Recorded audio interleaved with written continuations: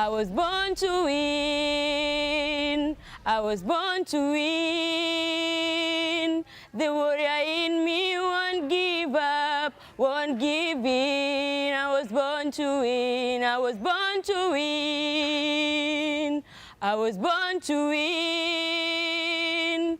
The warrior in me won't give up, won't give in. I was born to win. I was born to win. Make history. Born to...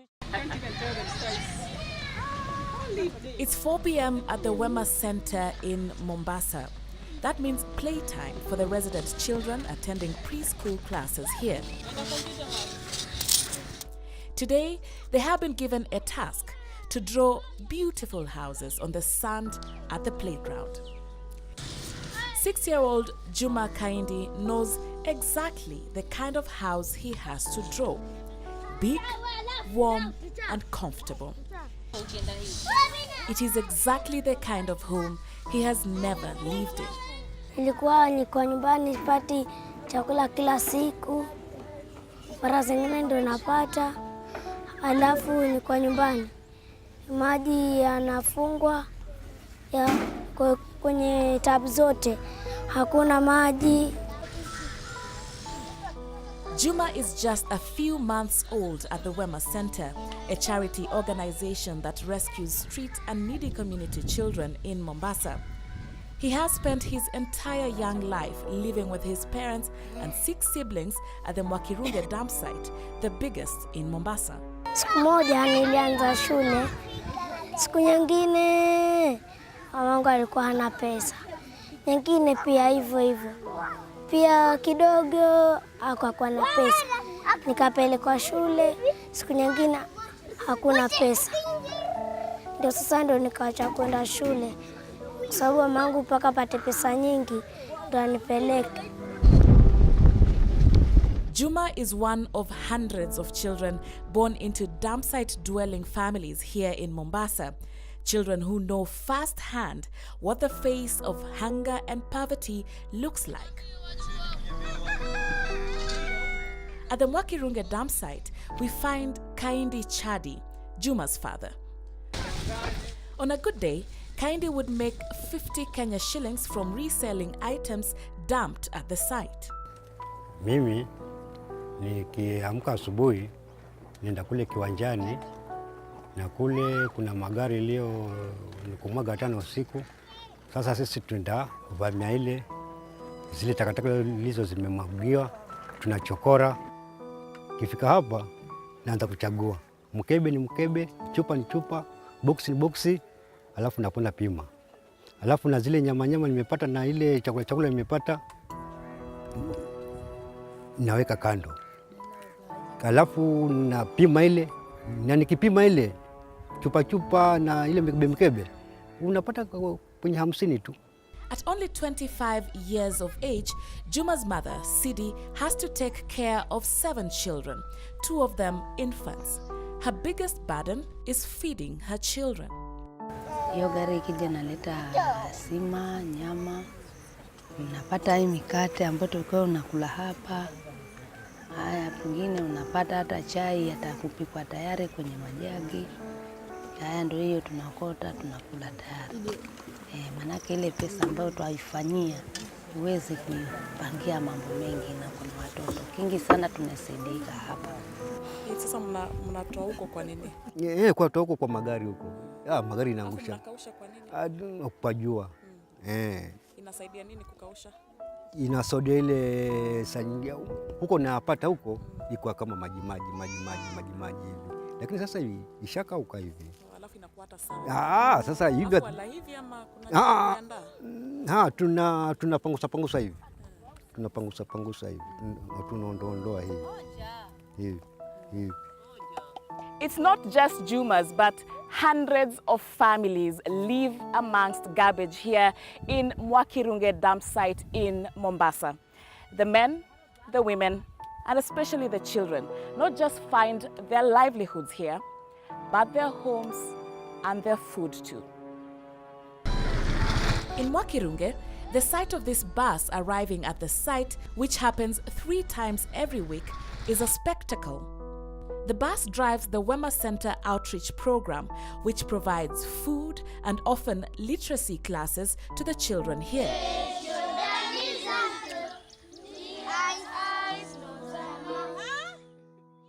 Like you've seen where they stay. So with us coming over, mobilizing them, having them for our sessions 2 or 3 hours. The 2-3 hours that we have them with us. Haya, mwingine kuja mama. Songa karibu nikosha mkono. Hizi metals which are very dangerous, sometimes hata hizi mashindano ziko huko ndani. So the 2 hours tuko na wao hapa, tunawasaidia kikubwa sana kimasomo, computer literacy, tunafanya na wao, kucheza na wao kidogo, pia kutaka kujua mtoto zaidi nyumbani ni nini kinaendelea, mbona yeye hajaenda shuleni, mbona yupo hapa darasa. The parents here silently have a common prayer, that of better lives for their children. Nataka wanangu watapate maisha mazuri. Mimi nataka wanangu wapate maisha mazuri. Hata mimi mwenyewe naomba sasa niko na kazi, nafanya kazi, napata pesa nyingi.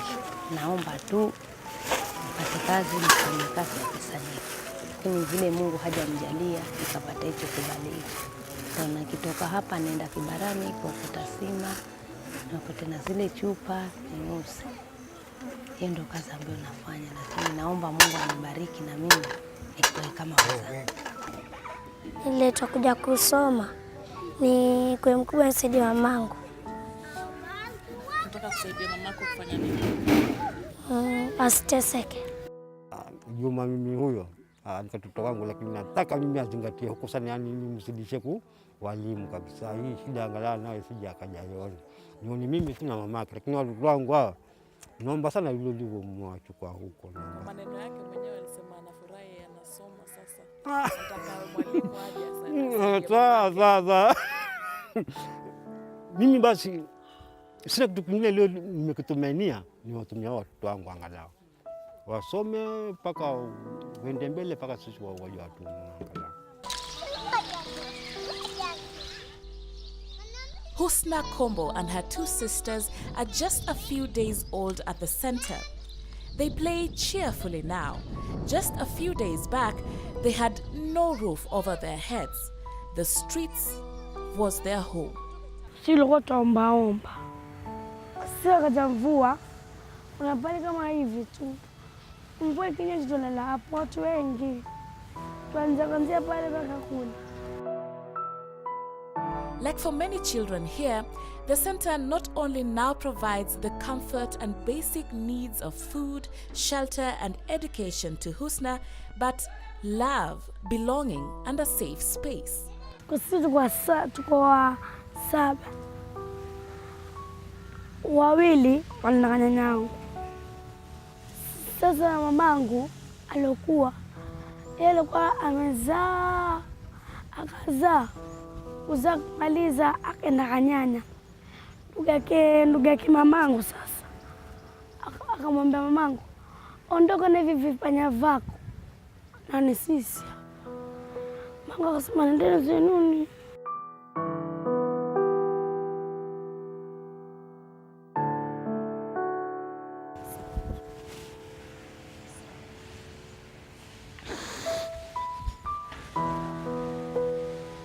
I founded the center in 1991,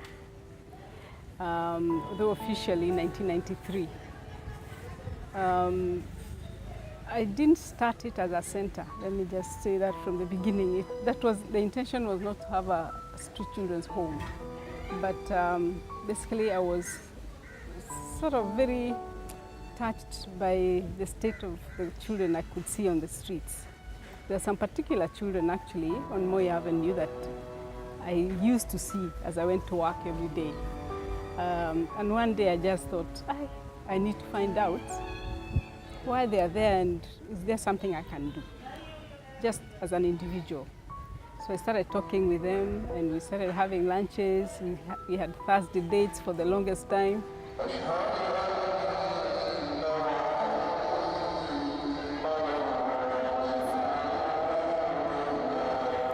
Makadara Grounds in Mombasa is known for its rich political history.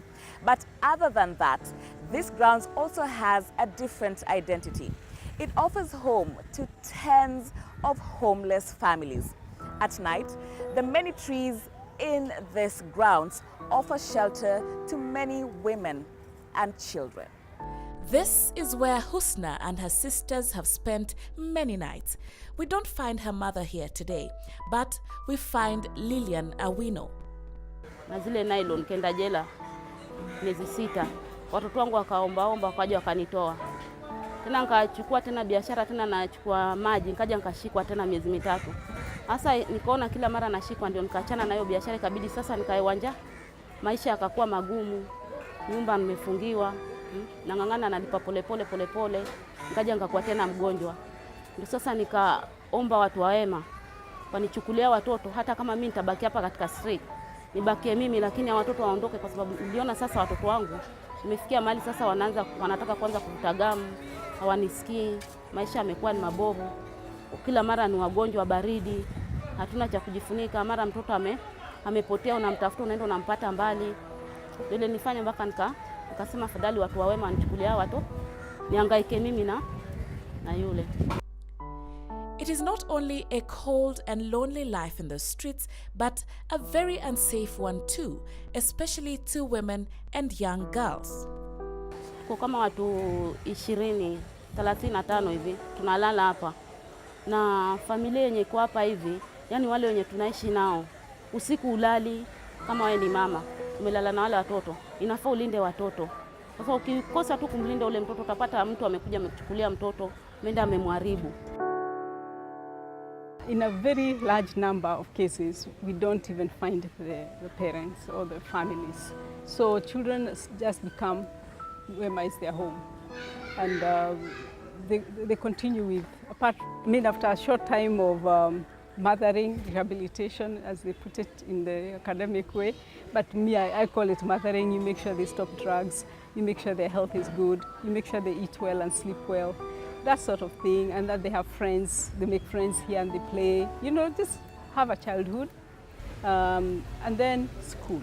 School is very, very important. This is the moment I've been waiting for all my life. Felt so many times, but now I'm ready to get it right. At 21 years of age, Mary Santarandu has a song in her heart. A song of hope. I'm the firstborn of the family of 3. My mom died when I was still 11 years old. So after mom died, dad started changing. He started behaving like we are not his children. So it came a day I and my brother decided to run away from home. We left our lastborn, and I found myself at Bondeni in Mombasa, and I met a good Samaritan who took me to a place in Chuda where it was about Wema Centre, but they rescue people. I stayed there. I used to go take their lunch and supper. Then at night I slept at the streets. It took 2 weeks doing that. At the last week,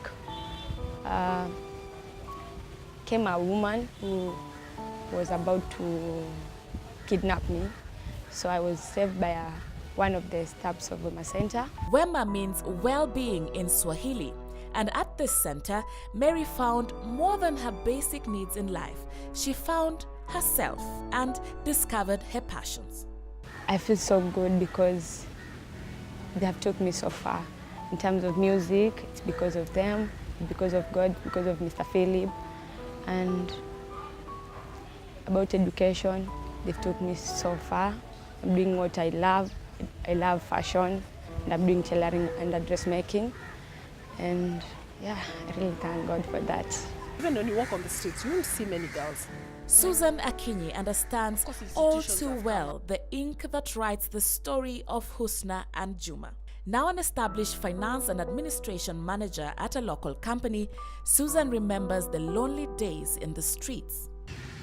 I am the last one in a family of, we are 6 family of 6, and 4 girls and 2 boys. We lost our parents. Like I lost my mom when I was only 3 years old, and my dad later on when I was 5 years old. We were left with our firstborn, who was only 14 years old, who at that age couldn't fend for us. As a child, you stay hungry the first time at home. The next time you eat to the next neighbor's home, you try looking for food, and the next neighbor, until everyone starts shutting their door for you. You cannot stay hungry. So what happens after that is it's just an instinct. You have to start walking around, roaming around, looking for food. Because at that moment, the most important thing for you, for me actually, was food. And I was not getting it at home. My sister, of course, had to sell changa and get us some money, but it was not enough. We would eat today, tomorrow it's not there. So in that process, you start roaming around. And that's how I found myself in Mombasa streets, together with my 2 immediate elder sisters. So this is a familiar place for you. Susan takes me downtown Mombasa to an area known as Splendid. It is at a restaurant here more than 20 years ago that she and her siblings would often come to beg for remains of food. I remember feeling so hungry, and one of my neighbors actually shut the door on my face. I remember so well. And I still see that person right now, unfortunately. And every time I see this woman, it reminds me exactly where I came from and the pain that I felt that time. Susan and her sisters would then be rescued by the Wema Centre. She'd then go through school all the way to master's level, always topping her class. And now she's back serving at the board of Wema. This, she says, is her way of giving back. There's hope. There's hope. The thing is, when you get the opportunity, grab it with both hands. I would like to see plans for identifying the real vulnerable people right at the roots, so that we take the steps necessary and we have the right structures to help and to address the issues before children run away, because children are running away from something. I was born to win. The warrior in me won't give up. And as is the mantra at the Wema Centre, love never fails. Make history. Born to win. I was born to win. I was born to win. Sharon Momanyi, KTN News, Mombasa. In me won't give up. Won't give